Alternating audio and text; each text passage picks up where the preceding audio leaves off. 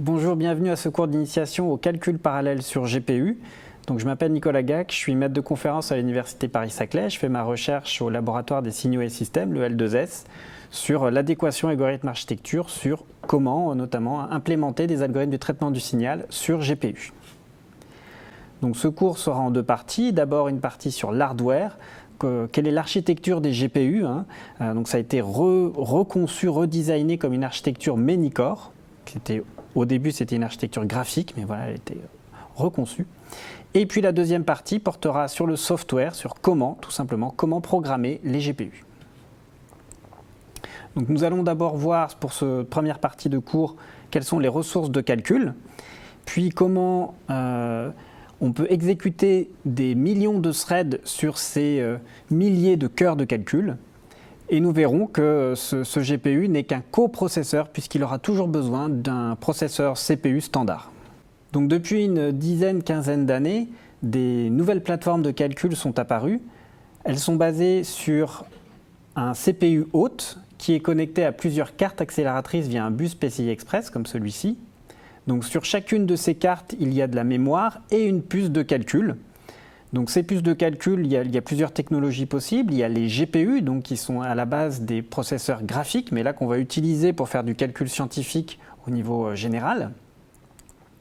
Il y a les FPGA qui permettent de faire des architectures sur mesure quand on le design avec un langage de description matérielle comme le VHDL ou le Verilog.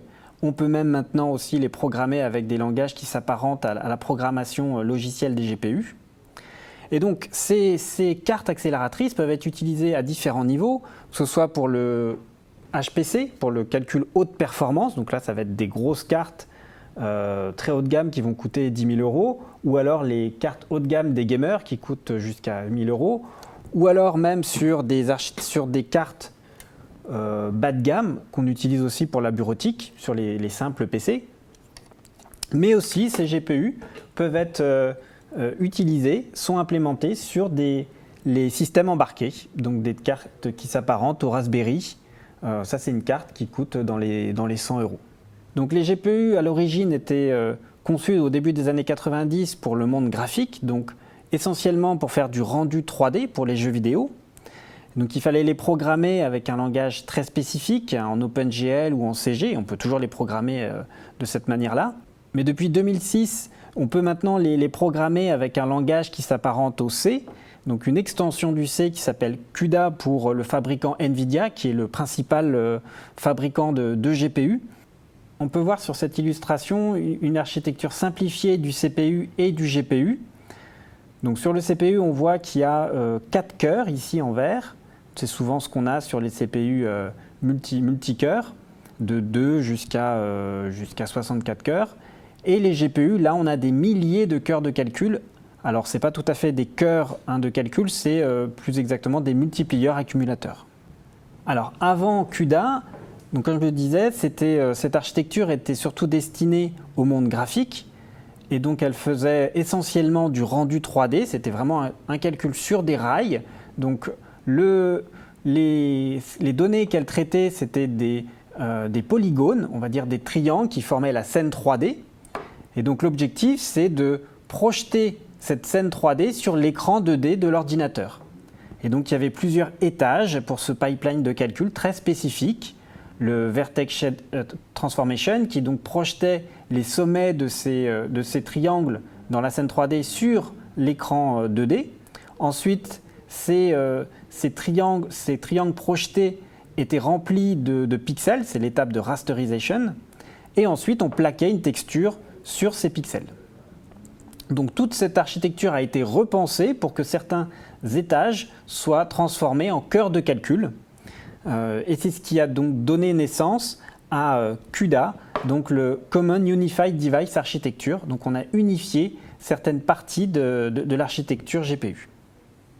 Une des forces de cette architecture GPU, c'est sa puissance de calcul, puisque dès le début, elle était faite pour être massivement parallèle, puisqu'elle traitait plusieurs milliers, voire millions de triangles, de polygones à projeter.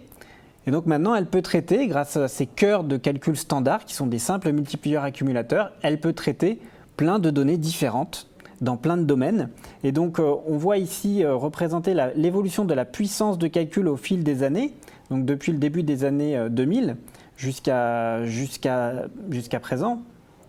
Donc la puissance de calcul ici est exprimée en gigaflops, donc en nombre de millions d'opérations flottantes faites par seconde. Et on voit qu'il y a vraiment un fossé, donc les GPU en simple précision, donc sur 32 bits, les flottants représentés sur 32 bits, sont en vert foncé, qu'on peut comparer donc à la puissance de calcul obtenue sur des CPU standards en bleu foncé. Donc on voit qu'il y a un ordre de grandeur entre les deux, il y a un facteur 10 entre les deux. Alors ça c'est une illustration fournie par le fabricant NVIDIA, donc il faut raison garder, mais c'est vrai qu'il y a un vrai fossé entre les deux quand on peut utiliser cette puissance de calcul. Donc un autre élément important, c'est très bien d'avoir un moteur de calcul surpuissant, mais il faut aussi avoir l'arrivée en données qui soit adéquat. C'est comme si on a un moteur de voiture, une Ferrari avec un moteur surpuissant, mais que l'essence arrive au goutte à goutte, on ne va pas aller très vite. Donc là c'est la même chose, le fuel pour les calculs, ce sont les données. Donc il faut accéder rapidement aux données. Donc là, ce qui est représenté, c'est le débit de calcul qu'il y a entre la puce qui est sur entre les cœurs de calcul qui sont sur la puce et la mémoire qui est sur la carte des GPU. Donc là, il faut un débit le plus important possible. Et donc on voit l'évolution, pareil, là, depuis les débuts des années 2000 jusqu'à présent.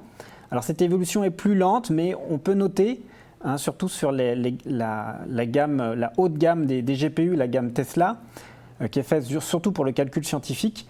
Le GeForce, c'est pour les jeux vidéo. Donc on voit qu'il y a quand même un effort qui a été fait, puisqu'il y a une sorte de retard entre l'augmentation du débit, l'évolution du débit mémoire, et puis la puissance de calcul qu'on a vu tout à l'heure. Donc ça, c'est dû notamment à une nouvelle technologie, les mémoires HBM2, qui permettent donc d'avoir la mémoire sur la puce, un étage au-dessus de la puce de calcul. C'est ce qui a permis d'augmenter ce débit. Alors le GPU, ce n'est pas que des cœurs de calcul, il y a aussi des ressources supplémentaires. Donc on peut faire des calculs en demi-flottant, donc ça permet de multiplier par 2 le débit de calcul, théoriquement. Et il y a aussi donc des unités qui sont dédiées spécifiquement à l'intelligence artificielle, donc pour les réseaux de neurones convolutifs, ce sont les tensor cores. Donc c'est ce qui est représenté ici. On voit, donc c'est pour la multiplication et addition de petites matrices qui permettent donc de faire les petits filtres convolutifs à l'intérieur des réseaux de neurones. Donc on voit ici un débit de calcul qui est très important au fur et à mesure, qui est amélioré au fur et à mesure des architectures. Là, c'était l'architecture Pascal il y a 4 ans. Ici, c'est l'architecture Volta qui date de 2 ans. Donc on peut avoir comme ça, pour ces calculs très spécifiques, un débit de calcul encore multiplié par un ordre de grandeur.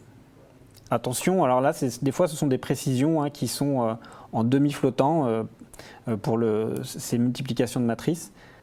Alors, je vais parler à présent du paradigme de parallélisation sur les GPU. Donc, c'est du multithreading, du SIMT, Single Instruction Multiple Thread, et c'est ce qui va nous permettre souvent de faire du SIMD, Single Instruction Multiple Data. Voici une illustration qui va poser le vocabulaire pour la parallélisation sur les GPU.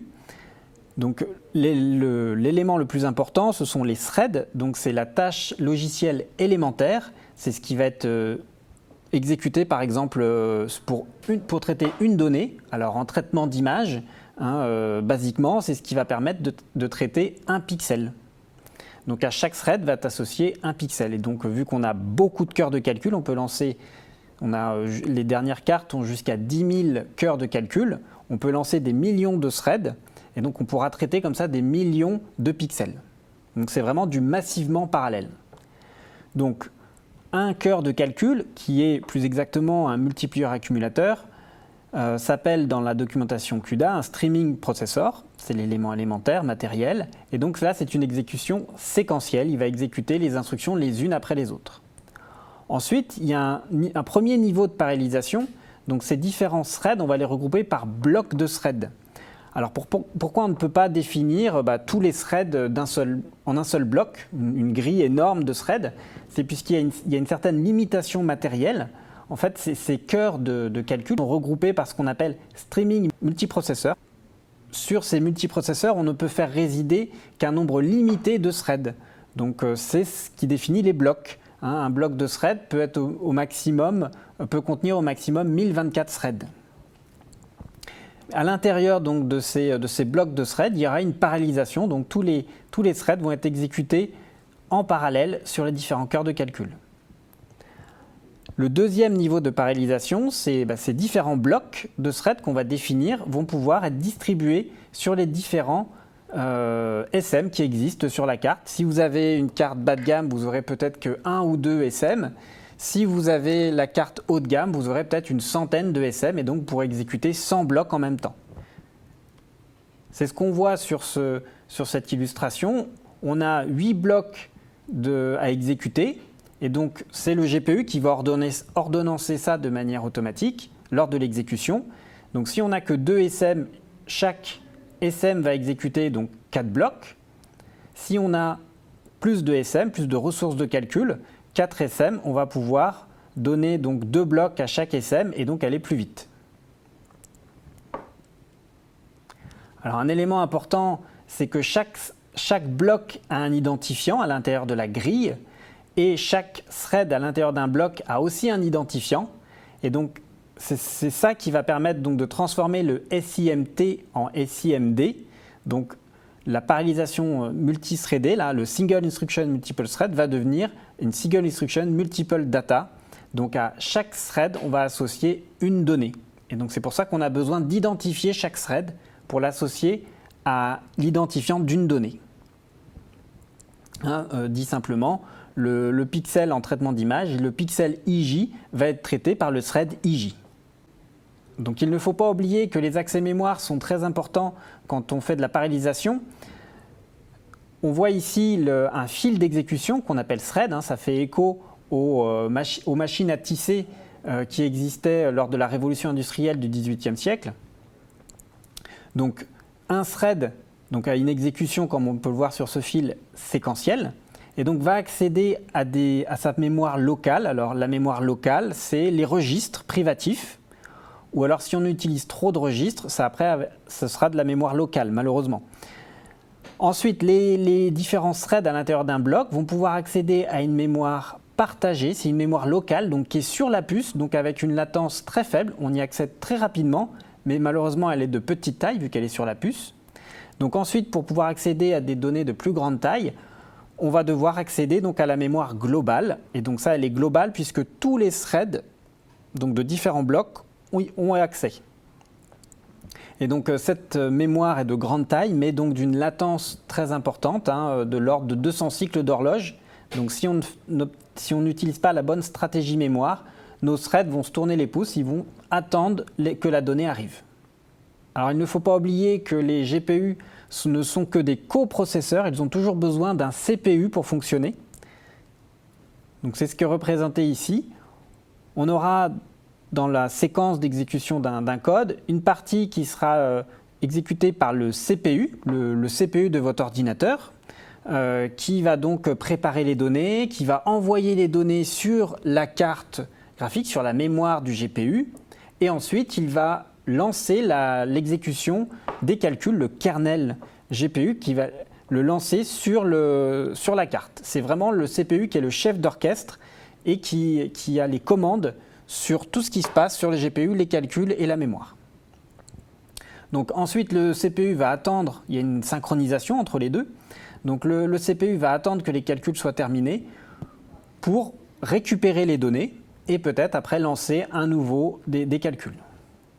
Pour conclure, on voit que ces GPU permettent de fabriquer comme ça des supercalculateurs personnels où on pourra connecter donc à notre PC une carte graphique ou voire 2, voire 4, jusqu'à 16 sur des supercalculateurs qui deviennent là vraiment du domaine HPC, du calcul haute performance. Et donc ça apporte, quand on a plusieurs cartes graphiques, on aura donc un troisième niveau de parallélisation qui est représenté ici. Donc il faudra faire une parallélisation, découper nos données pour paralléliser sur ces différentes cartes graphiques. On pourrait rajouter même un quatrième niveau de parallélisation. C'est si on a, là c'est vraiment dans le calcul HPC, dans le calcul de performance, quand on a plusieurs nœuds de calcul, on va pouvoir utiliser des langages comme MPI pour distribuer donc, sur ces machines à mémoire distribuée.